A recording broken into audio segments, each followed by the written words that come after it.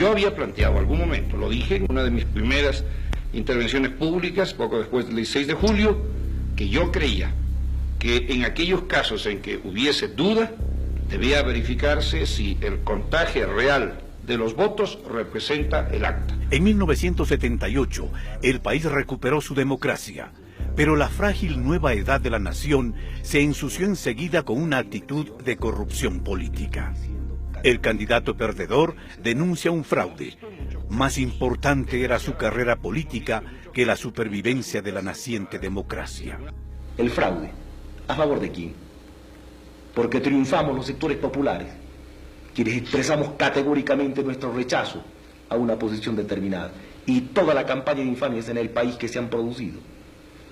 Creo que tenemos que tener un poco de sindéresis en el Ecuador, porque este país está repleto de adjetivos en materia política. Y es muy fácil sembrar por el sendero de la duda el camino hacia la burla más sangrienta de las aspiraciones populares. Jaime Roldós Aguilera se posesionó como presidente. El primer mandatario murió en un accidente en el avión presidencial cerca de Loja, evento que no se clarificó totalmente. Nunca hubo una versión definitiva de los hechos. Las investigaciones fueron confusas. A la justicia se le pasó por las narices un probable caso de magnicidio. Le sucedió su vicepresidente Osvaldo Hurtado Larrea. Tras el desastre aéreo, vino el desastre nacional. El presidente Hurtado tomó las deudas en dólares de los empresarios privados y las convirtió en sucres, la moneda nacional que era más débil que el dólar.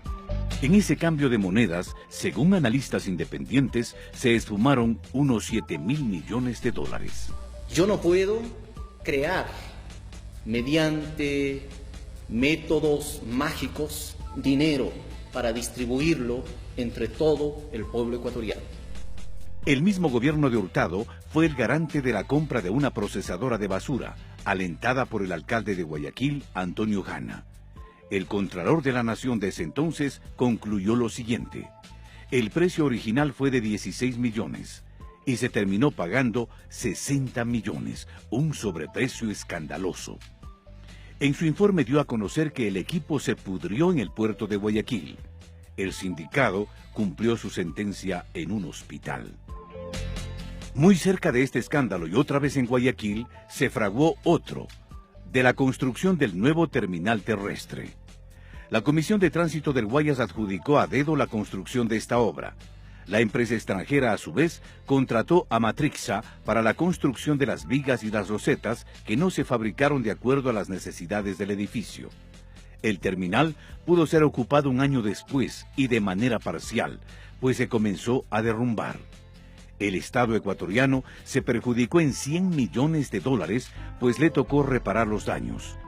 Ninguno de los involucrados en este caso fue sancionado. ¡Juro ante Dios y ante la patria que jamás os traicionaré! Entre los muchos actos de prepotencia que protagonizó el expresidente Febres Cordero, al que más empeño le puso fue a tomarse por asalto el sistema judicial, para tapar los actos de corrupción que abundaron durante su gobierno y para perpetuar la persecución judicial contra sus enemigos políticos. Un acto corrupto que usó por décadas. Debido al neoliberalismo fanático, el mayor beneficio del petróleo era para las corporaciones internacionales. Las telecomunicaciones eran deficientes. La educación sobrevivía a la desatención y los bajos presupuestos. Nadie sabía cómo se hacían los contratos con el Estado. El Ecuador era uno de los países con más evasión y elusión. Instituciones como el registro civil eran una falta de respeto para los ecuatorianos. Guayaquil, el reducto social cristiano, es una ciudad de grandes contrastes. La vía perimetral, una enorme autopista que pasaba justamente por donde tenía planes inmobiliarios el entonces gobernador del Guayas, Jaime Nebot Saadi.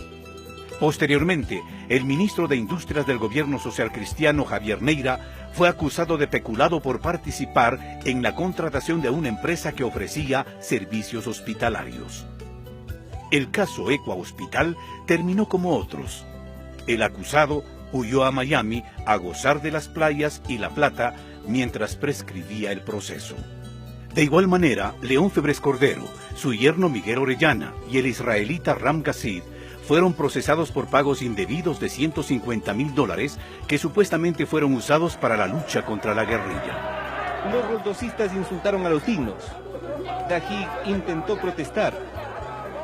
Momentos en que el diputado roldosista Villamagua lanzó un cenicero contra aquel. Señor, que vean los medios de comunicación. Señor, que vean lo que me han hecho. Para 1986, el Congreso se ganó el nombre de circo, pues los diputados no debatían, no pensaban. Entre socialcristianos y roldosistas resolvieron las cosas a puñetes y a bala. Con la justicia rodeada por armas, la corrupción campeaba a sus anchas. No es posible, señores, que los socialcristianos y el PRE hagan esto. ¿Quién fue, doctor? ¿Quién fue? Jacobo Bucaram. Y el que lanzó el cenicero fue el diputado Villamagua contra el diputado Dajig. Y por decir eso, para que se detenga la violencia, me hacen esto. No es justo, señores. Lo que pasa es que se juegan intereses económicos muy grandes. Y eso es lo que en este momento ellos tratan de imponer. Una amnistía que no tiene los votos. El 31 de agosto de 1990, el entonces diputado Jaime Nebot respondió así ante los argumentos dichos en su contra por parte de otro legislador. Es para mearte, insecto, hijo. No puedo pegarte, tengo que mearte. Es para mearte, hijo. Maricón. Raúl Patiño, no te metas, tú eres decente. No te metas ahí. No te insultar. No puedes insultar aquí, pues. Rata.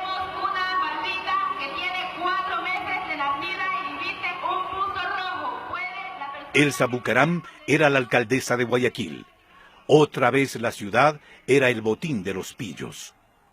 Lanzó juguetes desde un balcón a los pobres como se lanza maíz a las gallinas. Una veintena de muertos fue el saldo de uno de los actos más inhumanos. Estoy en contra de la alcaldesa porque he perdido a mi madre. No solamente porque he perdido a mi madre, sino que ella no debe hacer esos entrega de juguetes tan bruscamente, anormalmente, porque ella es un ser humano y tiene que darle respaldo al ser humano, no hacer matar a la gente. Aquello que muchos estimamos es una última oportunidad.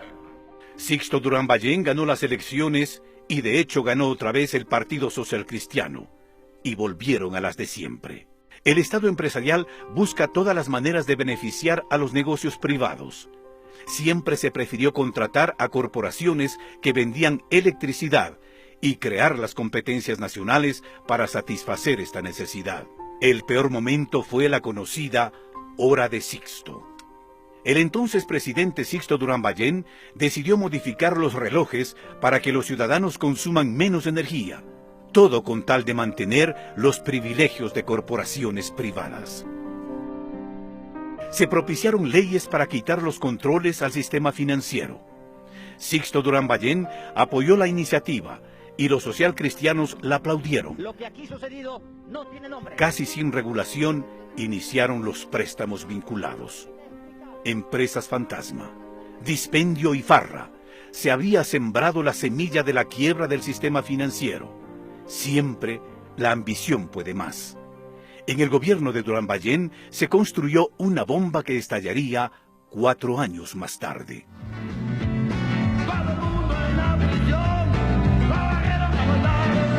El arribo del roldosista Abdalá Bucaram Ortiz añade colorido, música y baile a una tragedia vergonzante. Al presidente le tildaron de loco. 6 meses de ingobernabilidad y bochorno. Medio año de rechazo ciudadano a un gobierno fallido que finalmente nunca logró despegar. El gobierno roldosista puso al frente de la política económica a sus amigos, ricos banqueros, quienes financiaron su campaña, Álvaro Noboa y Roberto Isaías, entre otros. Para casualmente tratar de cumplir las metas sociales del abogado Bucaram. El gobierno del abogado Abdalá Bucaram subió los precios de los servicios públicos, las tarifas telefónicas, la electricidad en un 500%. Eliminó el subsidio al gas doméstico, impuso el cobro en los hospitales públicos y subió el pasaje del transporte popular. no paró el incremento mensual de los precios de la gasolina y de otros derivados del petróleo.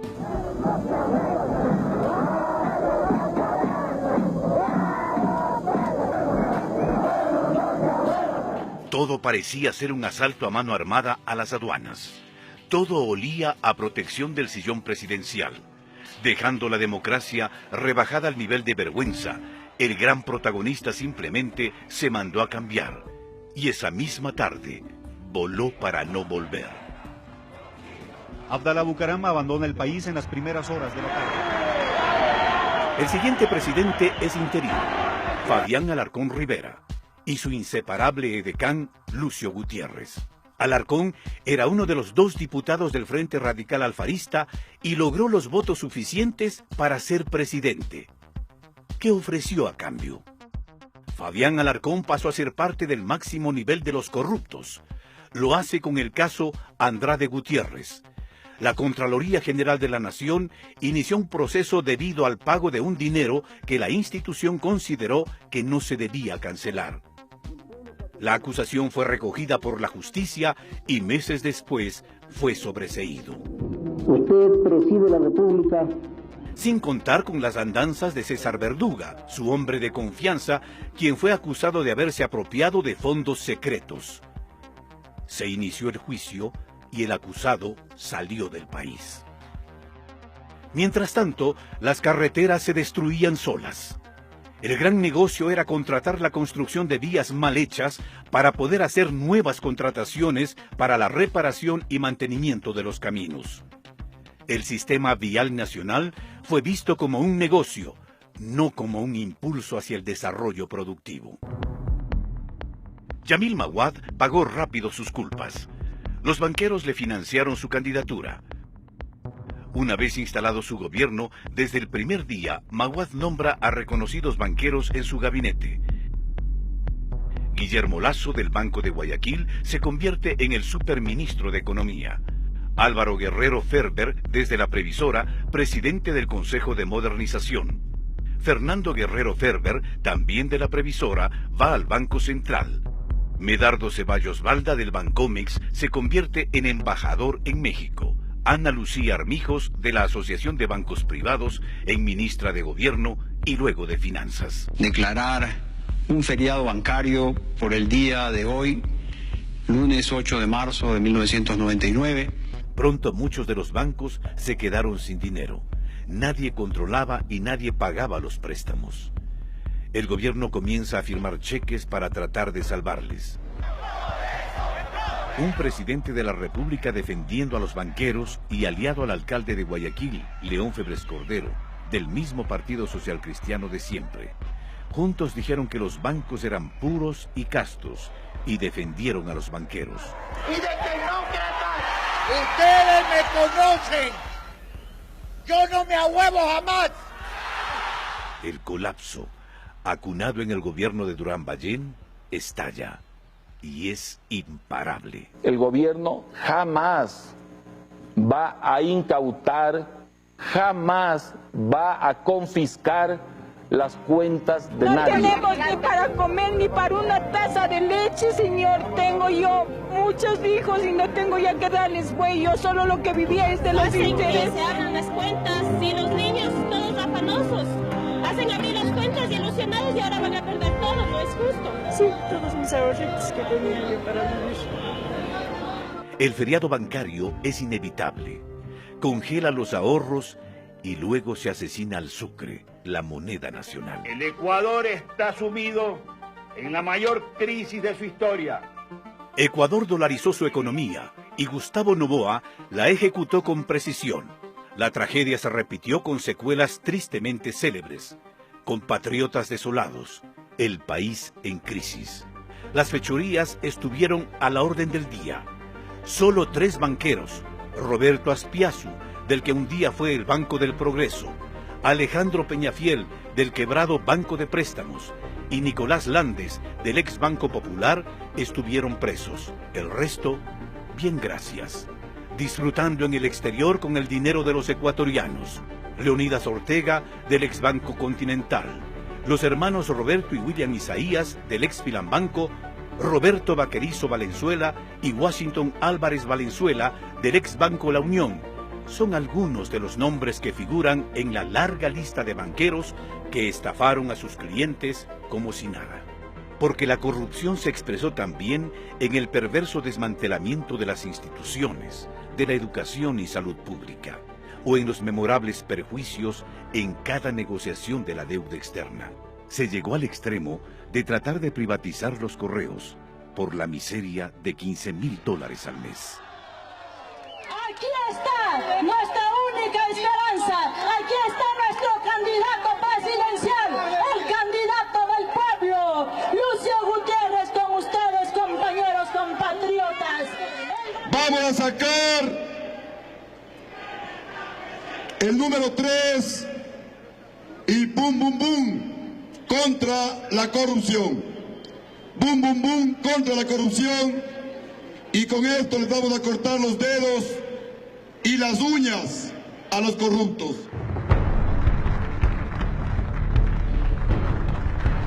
El 15 de enero del 2003, el golpista Lucio Gutiérrez empieza traicionando uno de sus principales ofrecimientos de campaña: terminar con la corrupción. Aliados con los socialcristianos y Pachacutic, gobierna en medio de rampante nepotismo. ¿Usted sabe quién es Napoleón Villa? Por supuesto, así es. Usted lo puso como presidente del Fondo de Solidaridad. Él es cuñado, coronel. Así, sí. Pero mire, cuando hubo nepotismo, eso no es nepotismo porque yo no lo nombré. Cuñado, coronel. Los medios informaban sistemáticamente cómo nombró a casi toda su parentela en puestos claves. Existió preocupación nacional por el nombramiento de sus parientes en cargos claves. Que eso es falso, lo del nepotismo.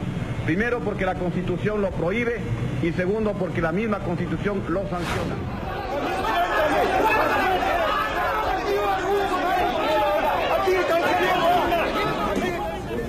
¿Cómo está? Buenas tardes, encantado de saludarlo. Sí, gracias. Gracias, muy bien.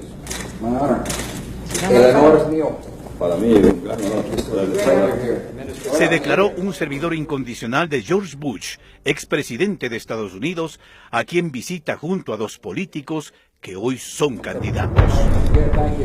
Señor presidente, vamos aquí para los votos. Ahí va.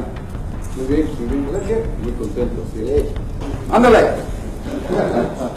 El señor presidente Bush está muy abierto y muy dispuesto y muy preocupado por la situación de pobreza que existe en el Ecuador. Nosotros le hemos dicho que queremos convertirnos en el mejor amigo y aliado de los Estados Unidos. El pueblo no come cuentos. La traición no cambia de vestimenta, como tampoco la incoherencia ni la falsedad. Hemos colocado una piedra. Si todos los ecuatorianos colocaríamos una piedra, tendríamos 13 millones de piedras. Y si todos los días haríamos este trabajo, todos los días tendríamos una inmensa cantidad de piedras.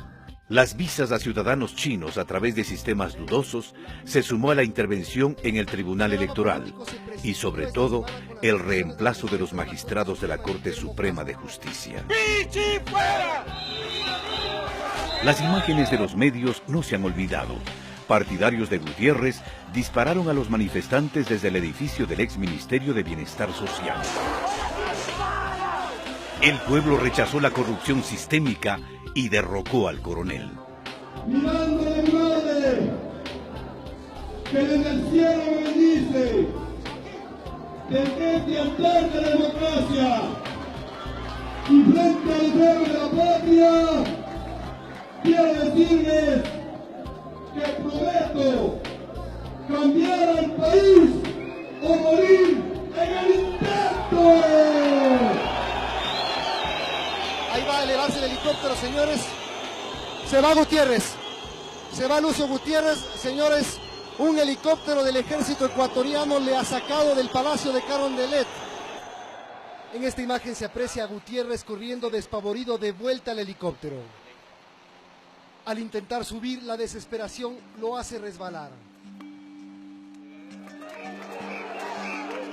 Después de que el gobierno de Gutiérrez destruyó la economía nacional, culminaron días de altísimo riesgo para la institucionalidad y la democracia en el país.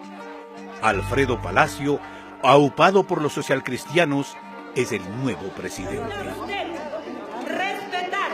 y hacer respetar la Constitución Política de la República, leyes de la República, orden constituido y defender... Existen 8.000 denuncias de corrupción. Las élites políticas tradicionales convirtieron al Estado en estructura que funcionaba solamente para su beneficio.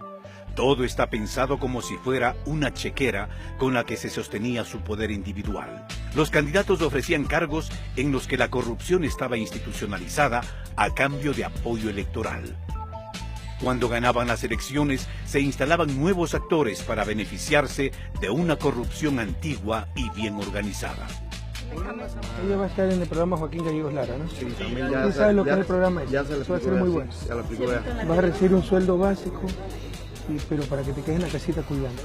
En nuestra revolución, ténganlo por seguro, no se tolera la corrupción.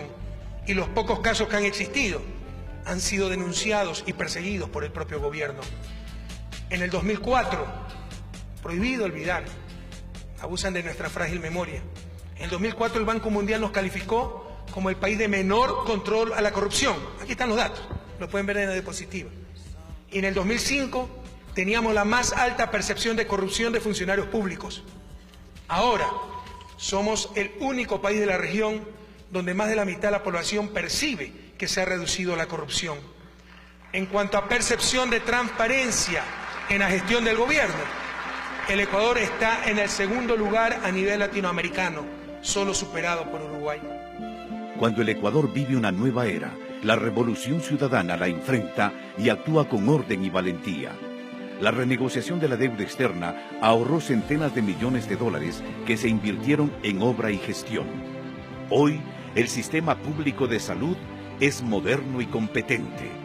Los jóvenes tienen oportunidades de estudio calificadas y desarrollan sus talentos en escuelas del milenio y en colegios emblemáticos. El orden y la modernidad permitieron recuperar las telefónicas, un sector que siempre fue asaltado, un botín que por años enriqueció a pocos. Ahora el servicio se factura por igual a todos los usuarios y la Corporación Nacional de Telecomunicaciones genera ganancias para reinvertirlas en mejoras permanentes. La renegociación de los contratos petroleros recupera para el país miles de millones. Actualmente, el gas se queda debajo de la tierra y se ahorra exorbitantes cifras por el almacenamiento flotante. Los recursos naturales se gestionan con extrema responsabilidad. Ahora se utiliza la fuerza de los ríos para generar electricidad, en vez de malgastar en centrales térmicas. Las aduanas dejaron de ser tierra de nadie y ahora se transformaron en una institución prestigiosa y transparente. Una obra pública inédita en la historia reciente, ampliación de vías, construcción de puentes e infraestructura vial. Por primera vez, las compras del Estado se realizan en forma organizada, transparente y con igualdad de oportunidades para todos los proveedores calificados en el Instituto Nacional de Compras Públicas. Se cobra los impuestos a todos a través de una dinámica efectiva del SRI y el nuevo registro civil impide las identidades dolosas para los corruptos. Hoy, el dinero y la obra pública llega a todos los rincones del país. Ya no se queda en ciertas manos corruptas.